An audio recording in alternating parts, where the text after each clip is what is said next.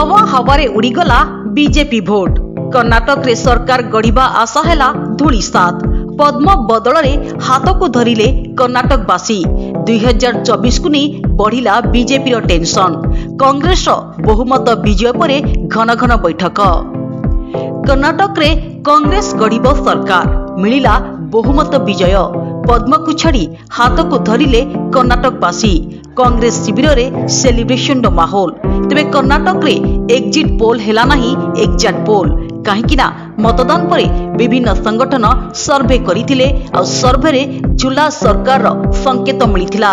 अर्थात कांग्रेस प्रथम स्थान अधिकार करिवो एवं बीजेपी द्वितीय रे रहिबो आ जेडीएस साजिबो किंग मेकर। एहाकु नै मध्य डील होई सरिथिला, किंतु रिजल्ट परे एक स्पष्ट चित्र सामना को आसीथिला।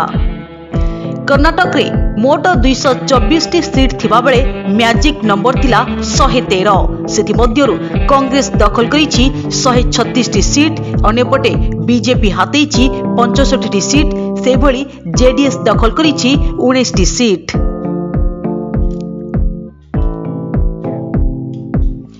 तेबे बीजेपी दखल थिबा कर्नाटक रे कांग्रेस रो पल्ला भारी थिबा समस्तंकु जणा थिला। सेथिपई प्रधानमंत्री मोदी ठारू आरंभ करी अमित शाह पर्यंत करथिले हाई वोल्टेज प्रचार।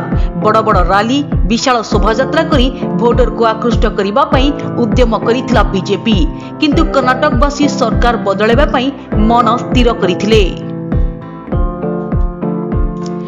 एग्जिट पोल कांग्रेस विजयर संकेत देइथिला। पूर्वतन मुख्यमंत्री सिद्धरामैया व्यक्तित्व एवं कर्नाटक पीसीसी सभापति डीके शिव कुमार को गोटी चालना आगरे बहु पछरे पड़ीगला बीजेपी। तेबे बीजेपी रो बड़ पराजय परे एथिपाई निजको दायी करिसंती बासवराज बोमाई। केवल अधिक सीट पाइनी कांग्रेस, भोट प्रतिशत मध्य बढ़ी जाइछि। 2 दशंधि परे प्रथम थर पाई 43% रु अधिक भोट पाइछि दल।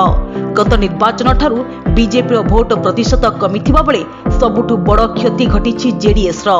तेबे कर्नाटक रिजल्ट आगामी 2024 रे केते प्रभाव पडुछि ता देखिबाकू बाकी रहिला।